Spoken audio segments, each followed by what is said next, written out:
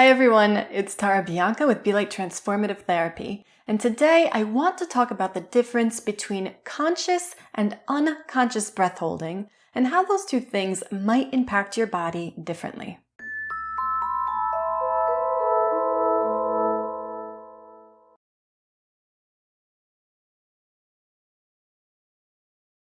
What does it mean, unconscious breath holding? Well, picture yourself going through your day, either staring at your phone or staring at your computer screen, either mindlessly scrolling or really intently focused on writing or reading something. What happens to your breathing in those moments? Have you ever noticed? Now that I brought it up, you're going to notice all the time. Often, you'll find that you're either holding your breath or breathing very shallowly. In fact, this happens so often in people that we have a little nickname for it. We call it email apnea, meaning the cessation of breath that occurs when you're staring at your screen. Well, why is that such a big deal?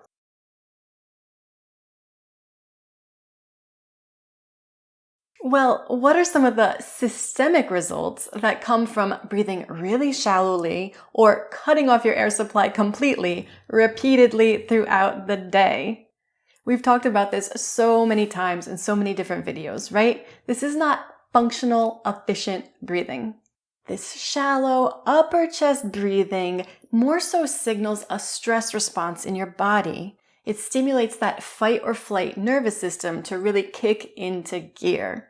And this is often accompanied by feelings of anxiety, sometimes fear, a lack of safety, a preoccupation, a lot of overthinking, a lack of presence, emotional irritability, moodiness, a compromised immune system, a greater perception of pain, poor sleep, and on and on and on. When you're breathing like that unconsciously, out of habit, this leads to poor oxygen uptake and distribution, chronic stress, and worse health problems long term, such as cardiovascular issues.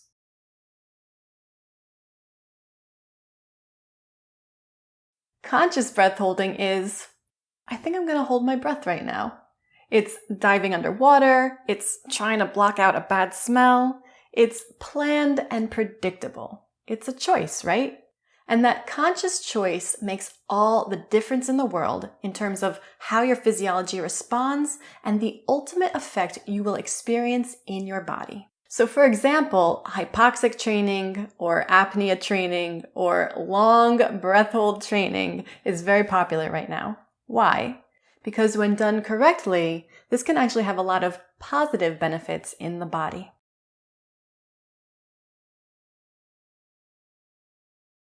Certain breath hold training has been shown to help improve stress management and overall resilience, to help reduce inflammation and bolster the immune system, to help improve breathing efficiency and oxygen distribution, and also to help improve mitochondrial health and overall energy production.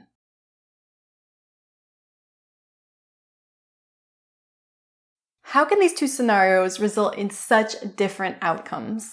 Simple. As I said earlier, whenever we feel we have conscious choice, and then on top of that, whenever we have a strong want or desire to do a certain thing, in this example, hold our breath, it dramatically changes the way our body and our nervous system respond to that particular event. It changes our interpretation of that event. Your nervous system is constantly responding to and shaping your perception of reality, your interpretation of reality, which is everything. It's the difference between trauma and inspiration. It's the difference between safety and threat. The ability to consciously decide how we want to feel in any given moment is possibly our greatest human gift. Well, also potentially our greatest deficit if we're only able to interpret the situation around us in a way that is harmful to our body and to our mind.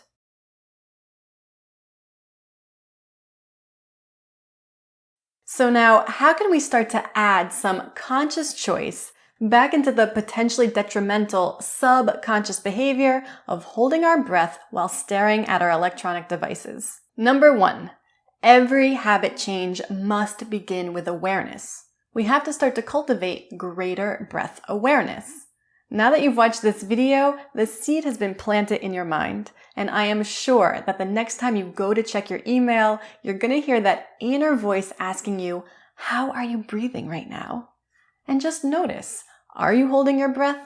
Are you breathing shallowly? And if so, can you simply start to take slow, deep, quiet breaths in and out through your nose? Number 2, you may want to reduce your screen time during the day. Schedule it in predictable ways. Make that a conscious choice as well, as opposed to just constantly responding to notifications willy-nilly. And then number 3, avoid screen time completely when eating or when close to sleep.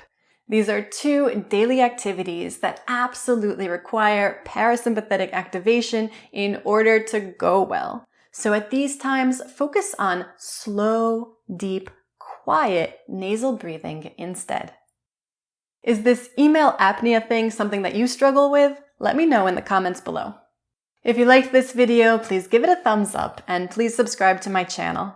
Also, I just opened up my private online Be Light community to everyone for free. I would love to see you in there. Simply use code BLCFREE at checkout. And then as always, please be sure to check out my totally free breath training called the Breath Basics 6-Day Challenge and my deep dive into functional breathing called the 4-Week Breath Bootcamp.